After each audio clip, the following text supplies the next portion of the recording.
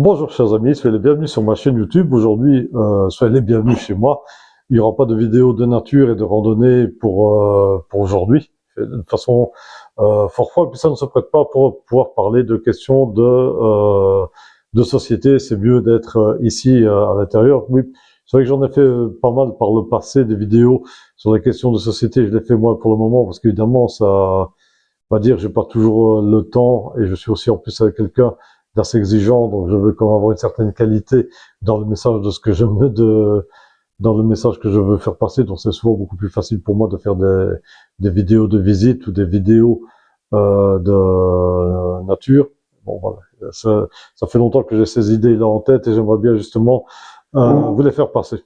On va parler d'un sujet qui est quand même très très important, qui est celui de la fin des civilisations et des risques de l'effondrement de notre civilisation mondiale. Alors, pour la petite histoire, c'est quelque chose qui m'intéresse depuis très très longtemps. Déjà, j'y pensais dans les années 90, 90, nos amis français, quand je travaillais comme responsable de politique internationale de l'environnement pour le gouvernement fédéral belge. Et jeune chercheur, ancien étudiant dans les années 80, évidemment, j'ai été élevé dans le positivisme matérialiste, dans les films de science-fiction, on va dire qu'il y avait une vision assez positiviste pour dire que grâce à que l'homme, grâce à son intelligence, grâce à son génie, parviendrait à tout maîtriser et à régler tous les problèmes, etc. Donc, on nous a appris à avoir foi en l'homme.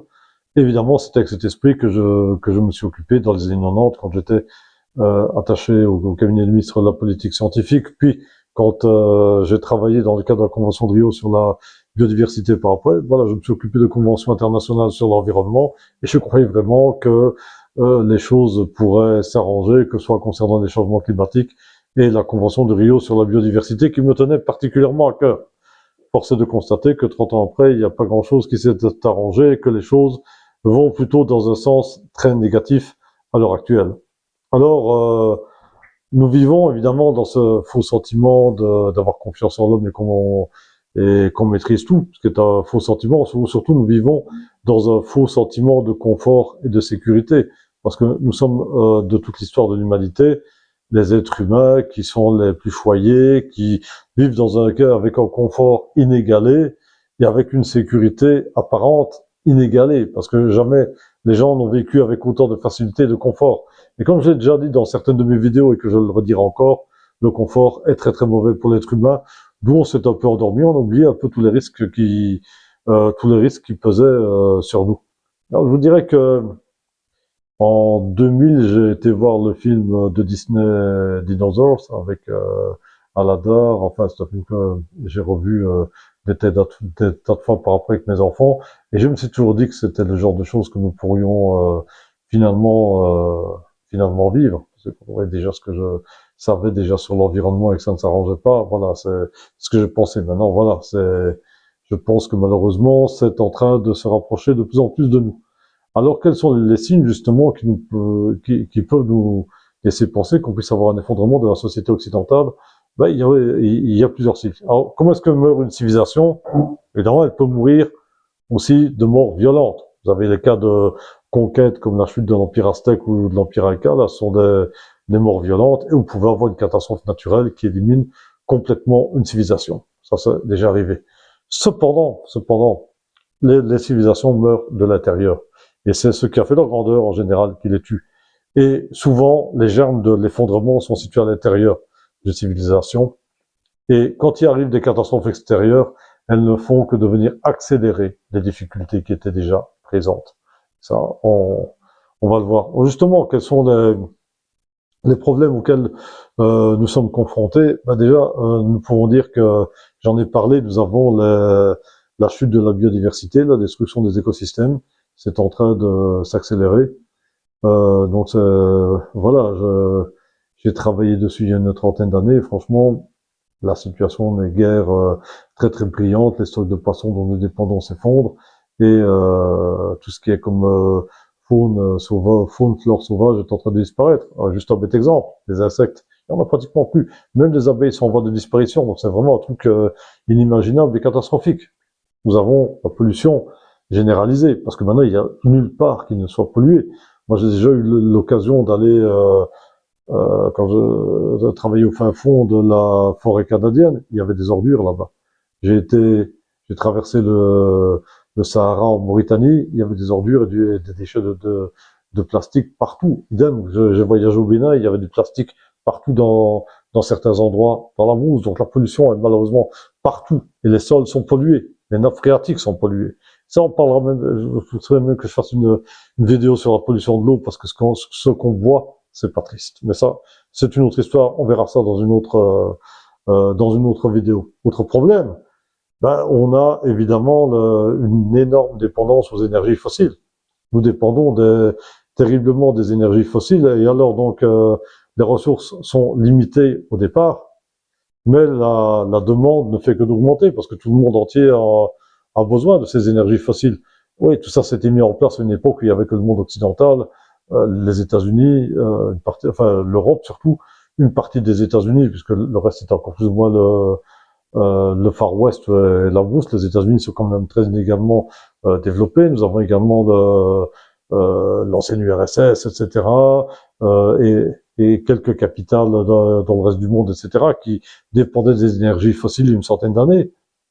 Mais maintenant, c'est le monde entier qui consomme. Il y a autant de, voilà, par exemple, il y a autant de voitures maintenant, enfin, dans une capitale africaine il y en a même plus que ce qu'il y en a ici en Europe. Bon, voilà, donc la demande n'a fait que d'augmenter. Et évidemment, ces ressources, ces énergies fossiles se trouvent dans des zones géostratégiques fragiles, notamment au Moyen-Orient. Et nous nous étonnons pas qu'il y ait de plus en plus de conflits, parce que tout le monde veut s'emparer de ces ressources. Donc ça ne peut finir évidemment que par des conflits ultra-violents. D'ailleurs, même tous les conflits qu'il y a à l'heure actuelle en Afrique et au Moyen-Orient, c'est juste pour que certains grands acteurs internationaux, certaines grandes sociétés s'emparent de toutes ces ressources. Donc ça peut mener évidemment à des conflits.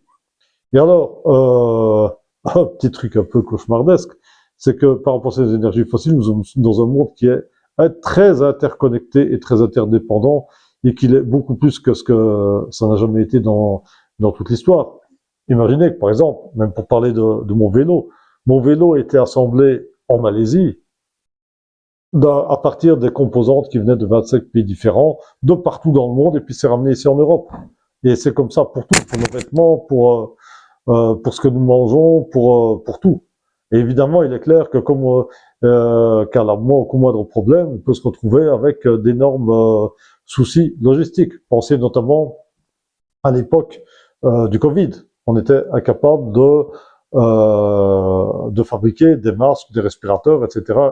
ici en Europe. On n'a plus la puissance industrielle, et tout dépend de biens, de matières premières et de manufactures ailleurs. Donc voilà, donc c'est extrêmement fragile. La moindre chose peut rompre toutes ces chaînes d'approvisionnement et laisser tout le monde complètement dans le désarroi.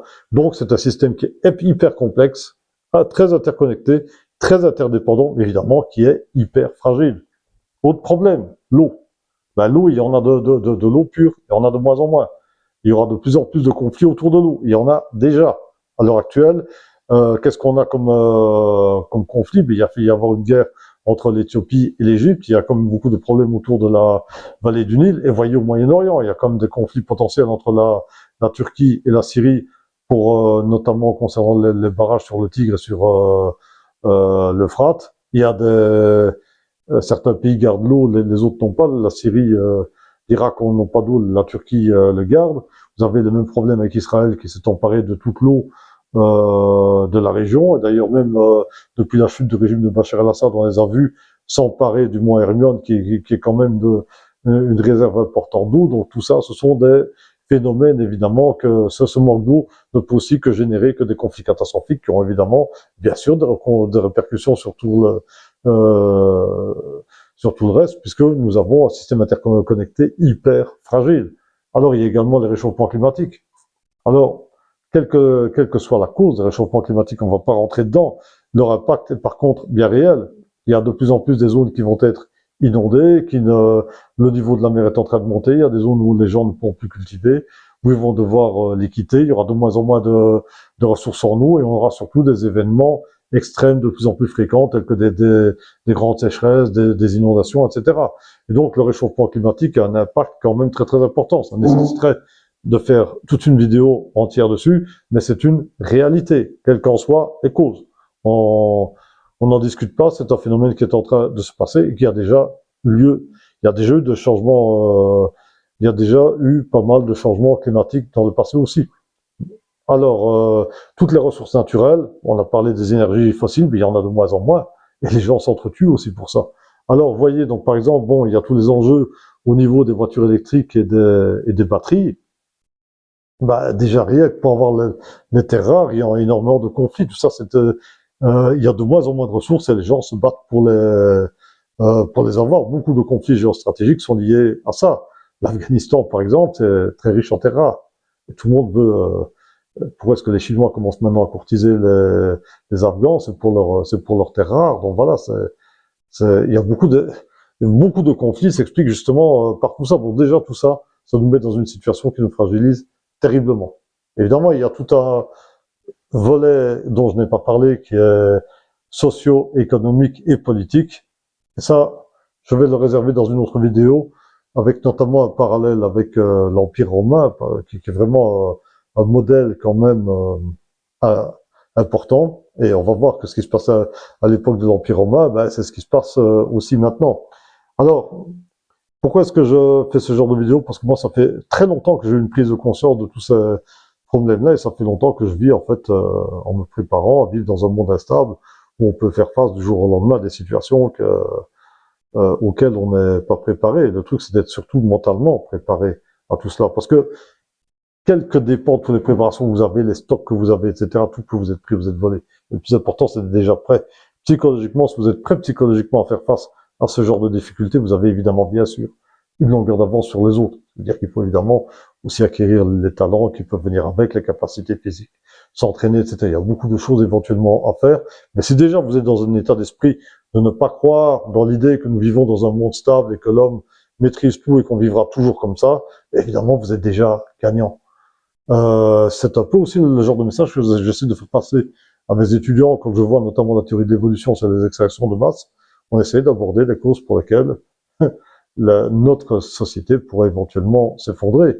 Et on parle, et justement, cette extraction de masse, justement, des écosystèmes, ben, ça peut aussi être une des causes d'effondrement de notre société. Mais vous allez voir que malheureusement, les causes socio-économiques sont bien pires, mais ça, je le laisse pour une prochaine vidéo.